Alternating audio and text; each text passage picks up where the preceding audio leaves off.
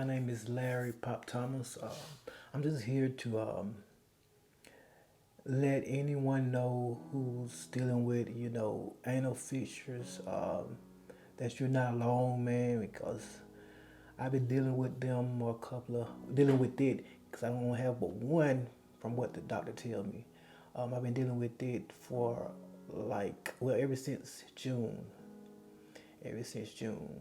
So I started off with, this is my story. I started off with hemorrhoids. I accumulated them in like 2007, 7-ish, 8-ish.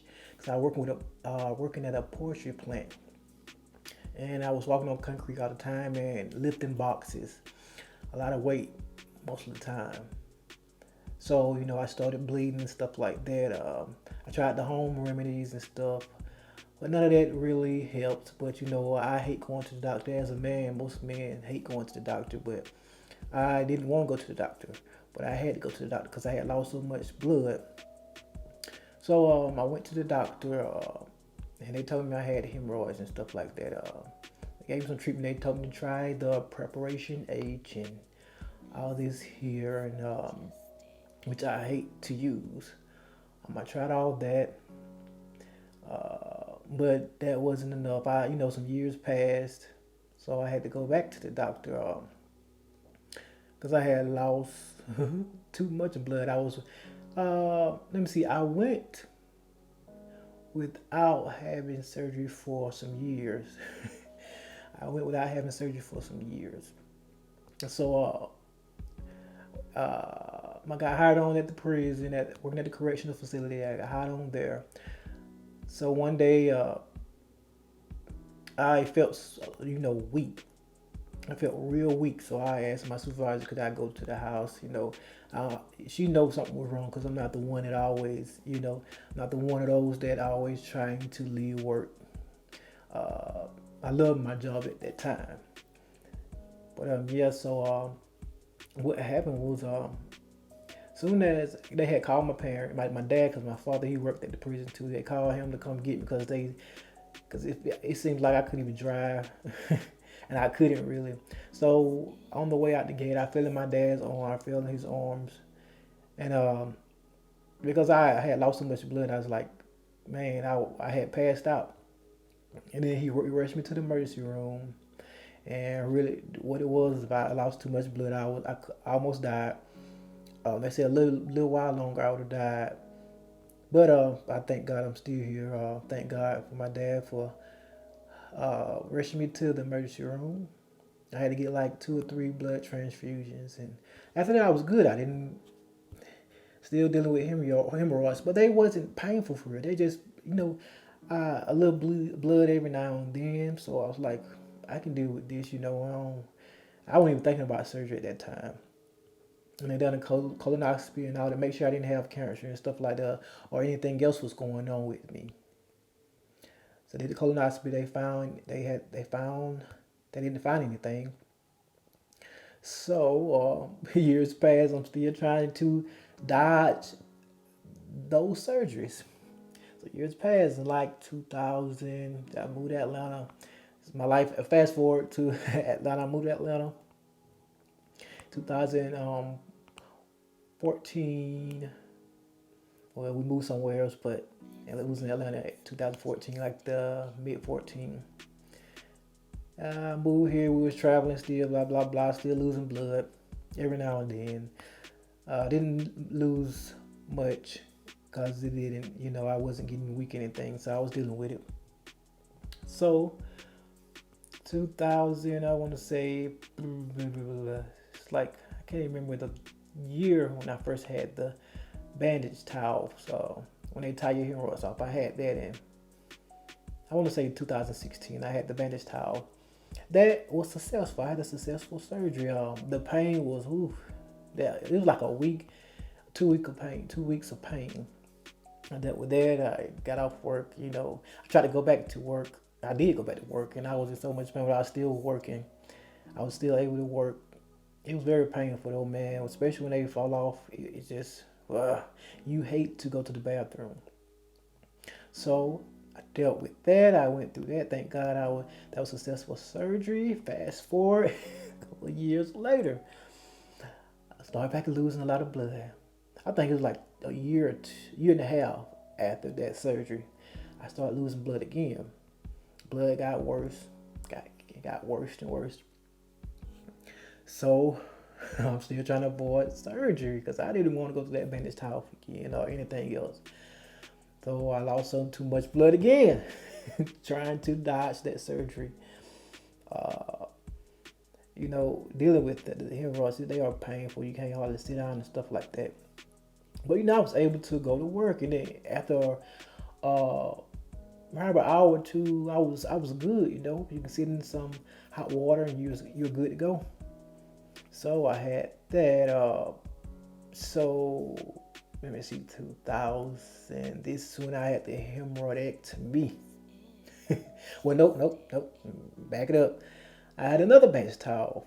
I had went to the emergency room. Well, I had the virtual call, and the doctor was telling me, I need to get something done. I think I hear my son in there. I'll be back. All right, I'm back. Had to check on my son. But where was I? Mm, yeah, this 2020. I had lost so much blood. Like I said, I had to do something because I was going upstairs and passing out, like in the in the bedroom. Like I got so lightheaded, I started to feel so sick. So I was like, I got to go do something. So my wife took me to the emergency room. Uh, I This is how it went. I went to the emergency room.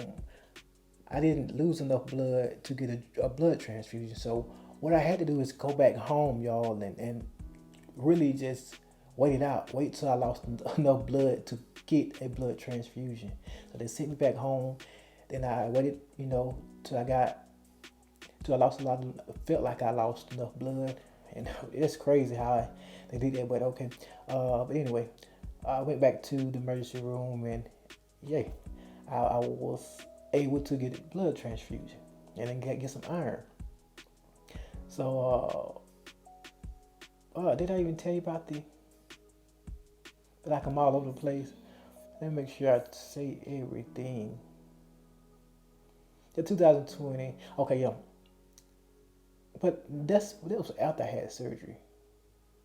After I had surgery, when I went to the emergency room because I had lost a lot of blood. So what happened was 2020, June the 6th, June the 8th, right around there. I had another bandage towel. What happened was this: after this surgery, I was still losing blood, but it wasn't much pain. But I was still losing blood. Like it just didn't work. So it's like the surgery was useless. So what happened was I had called a doctor. He didn't care, man. This doctor right here, he wasn't checking up on me or nothing. He wasn't. It was hard to get a hold of him. So I finally got a hold of him. He was like, if you feel like you need to go to the emergency, go to the emergency room. If you feel like you lost a lot of, I said, I know I lost a lot of blood because I was passing out. I had my son. It's like I just fall in the bed with him when I make it upstairs. And he wasn't even 1 years old yet, so he was watching me struggle with all this. He's still watching me, but struggle with all this. But I thank God for him. But like I said, I was telling him I had lost a lot of blood. He told me, like I said, go to the emergency room if you feel like you need to. So I went to the emergency room and I did that. Uh, and when they gave me that blood transfusion, when I finally lost a lot of blood, enough blood, they gave me blood transfusion, and I was able to see another doctor. I told them I don't want to see the doctor I originally, was seeing. They told me they got somebody for me. So, in the hospital, another doctor came in, and he was telling me, we're going to get you right. He told me, we're going to get you right. We're going to go in there and see what's going on. So they did. He went in there, see what was wrong after the surgery. He had told me he had to cut me, he had to do the hemorrhoidectomy on me. And he was telling my wife, he explained it all to my wife and stuff. Told me I had to do the hemorrhoidectomy. I had the hemorrhoidectomy done. And man, this was when my life just fell apart. Man, I was in so much pain after that surgery. I was in so much pain, y'all. That hemorrhoidectomy is it's not a joke. But yeah, I think I was supposed to like 2 months recovery or something like that. Man, I was at the house. I couldn't do anything hardly. It's just like I had a lot of cuts and everything. And he told me I was calling the doctor trying to get on. So the pain pills, I was on the pain pills. I was on the hydrocodone, Lortab, and all that stuff there. I was on all that stuff there. So after the hemorrhoidectomy, none of that worked. The hydrocodone, the Lortab, all that stuff just stopped working. So they put me on oxycodone with the Tylenol. That worked for a little while, but then that stopped working. So I was like, Doc, I'm in pain. I called in the office. It was like, excuse me. It was like, look, you got to go through this. You're going to cry. You're going to be a lot of nights you cry. Man, I was crying like a baby on my knees all the time. I was praying to God. Because he's the only one who have kept me this far. That's where my hope lies in him. But I kept, trying to push through. My wife was looking at me. I just, in the hospital, I just laid in her arms because I told her it hurt so bad. And it still hurts like crazy. But come to find out, I went back to the doctor. He was like, "You haven't healed yet." He seen me how I was looking pitiful. I was so pitiful. Now went back to the doctor. Then he said, "I want to say he put me on the cream first." He didn't put me on the cream first. No. He was looking and he was just telling me, just give it a couple of weeks. And I'll be all right. He was giving me lidocaine and stuff like that. Lidocaine never worked for me. Gave me the lidocaine, sent me back home, and told me to come back. When I came back, and he was telling me he might have to do another surgery. He might have to go in and relax the muscle. Let me make sure I got this right. The name of the surgery, I want to say sphincterectomy. Because I'd be saying sphincterectomy. They were like, no, that ain't how you say it. But sphincterotomy. Yeah, they that do the sphincterotomy when they go in and try to relax your muscle. They sphincter muscle, try to relax it. That you know what? That didn't work either. So, well, yeah, I didn't tell you about the. So what happened was with the second bandage towel, he had to go in and he went in there and he said the bandages had fell off because the hemorrhoid was so bad, so that's why I was still bleeding.